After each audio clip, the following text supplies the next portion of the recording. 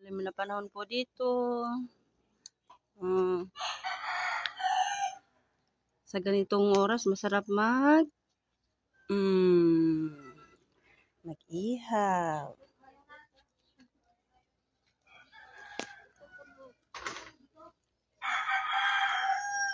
Ang ating inihaw is bangus na may tilong. Diba? Maganda yan sa panahon ganitong oras. Ako limlim lagi ang ating panahon ngayon. Oh. Tingnan nyo. Hindi man lang nagpapakita si Haring Araw.